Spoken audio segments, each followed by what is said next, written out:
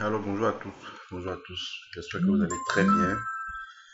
Nos scénarios d'hier qu'on avait envoyés, qu'on avait établi ici, hier, tous nos scénarios se sont déclenchés, d'accord, notamment le plan sur Euro USD. Bon, le plan sur Euro USD, ça y a déclenché depuis lundi, hein, et nous sommes déjà à la baisse, nous sommes déjà en gain, nous avons envoyé cela dans le groupe de signaux. Nous allons, aujourd'hui, ce sera un jour spécial, on va essayer de tracer tous les trucs ensemble, les droits de tendance et tout. Donc pour les nouveaux, vous allez voir comment nous travaillons, nous procédons.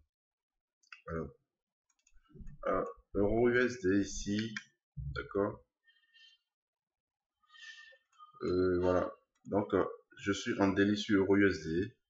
Euro USD, on avait la résistance baissière qu'on avait tracée en temps, qui passe par ces sommets, d'accord. Le prix a rebondi sur cette résistance baissière et on avait parlé de ça dans le CBT Rich Family, dans notre canal Telegram, on avait parlé de ce rebond qu'il fallait prendre. On avait également envoyé le signal sur l'USDX, parce que l'USDX était en train de rebondir sur un support haussier. Au même moment, l'euro USD rebondissait sur cette résistance baissière. Alors, au même moment, nous avons un petit support haussier qui passe par ces creux, d'accord, passe par ces creux. Donc, il forme un triangle symétrique. On a beaucoup parlé de ce triangle symétrique. D'accord, on a dit rebond ici pour aller chercher la bonne inférieure du triangle. Ça peut également revenir ici et rebondir. En tout cas, tôt ou tard, on sait que ça va sortir. D'accord, ça sortira soit par le haut, soit par le bas. Mais là, étant donné qu'on est dans une tendance baissière, la probabilité est très forte que ça saute par le bas. Alors là, je suis sur le graphique D1, je pars en H4. Voilà, en H4, voilà ce que nous avons. En temps, on avait ce support haussier qui passait par ce creux. Voilà. Le jour où l'euro est parti chercher un 13. Voilà.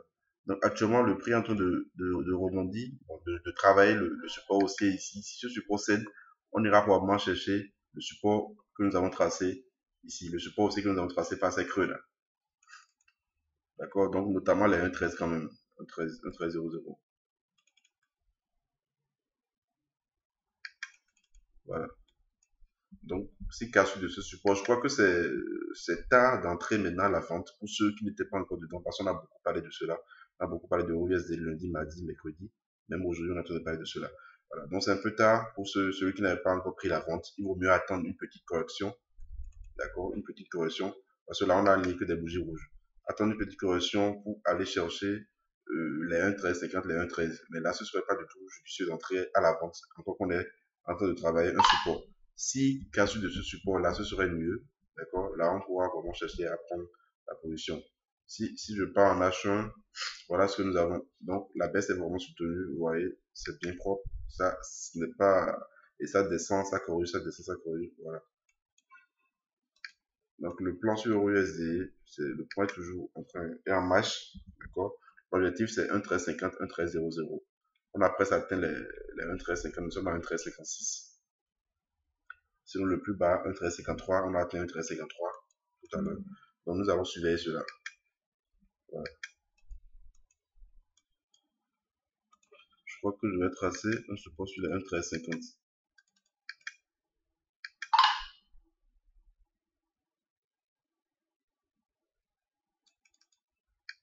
Donc, si cassure les 1,1350, vous voyez que ça va coïncider avec la cassure de ce support aussi que nous avons tracé. Donc, on ira chercher les 1,1300. Et pourquoi pas les 1,12. En tout cas, si je passe sur le graphique de l'USD, vous allez voir que nous avons déjà assisté à la cassure de la résistance baissière.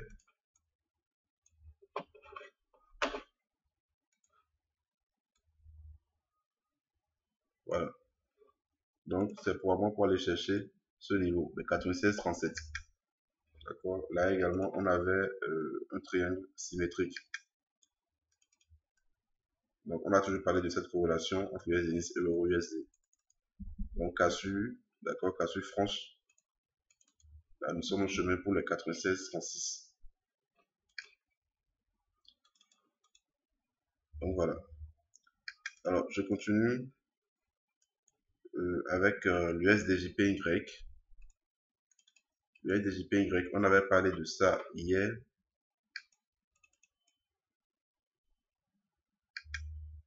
Voilà. On a une zone ici qui est en train de repousser le prix.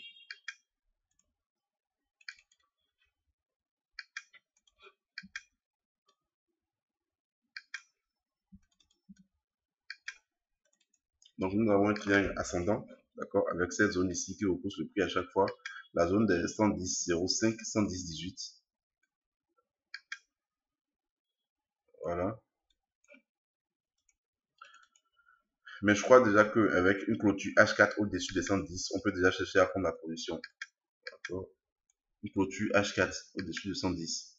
On va déjà nous permettre d'entrer. Parce que ici, c'est une mèche. C'est vrai que la mèche également peut jouer son rôle. Raison pour laquelle nous avons identifié cette zone.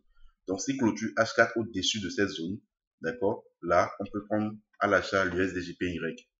Donc, nous allons vraiment surveiller cela. Là, on aura une forte accélération. On ira probablement chercher les 111, 111, 45. Donc, faut vraiment pas rater le train. Si ça clôture au-dessus, achat fort. Donc, pour la baisse, on peut prendre ce niveau. Voilà.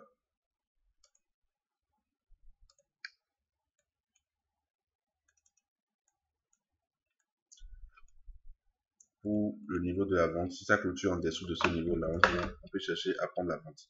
Mais comme je l'ai dit, nous suivrons ce niveau et cette zone de résistance, si clôture dessus là, ce sera parfait pour prendre l'achat. Je crois que voilà. J'ai également un plan sur Euro AUD. Euro AUD en H4. Nous avons assisté hier soir à la cassure de cette résistance baissière. D'accord.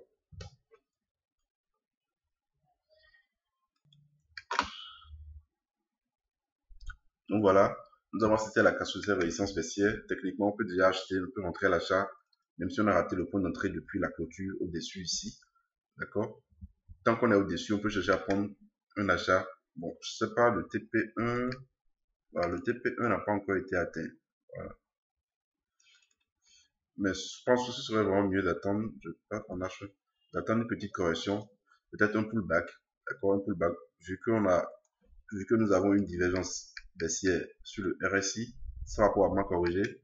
La courbe du RSI viendra probablement vers la ligne 50 ici, et au moment où vous allez voir que comment appelle-t-on, le prix viendra tester le support, la résistance baissière ici, et là ce sera un point d'entrée parfait. Parce que n'oubliez pas que la divergence sur le RSI ne veut pas forcément dire qu'il y aura un retournement, mais soit une correction ou un retournement. Alors,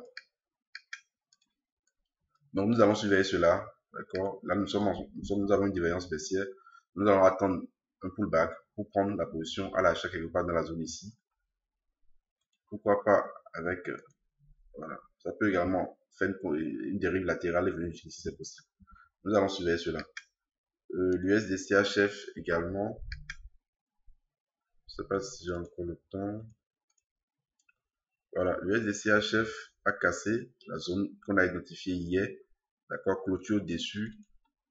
Et nous sommes déjà à l'achat, on a acheté depuis les 0,99 et quelques, je ne me rappelle plus trop. On a envoyé cela dans le groupe de CEO.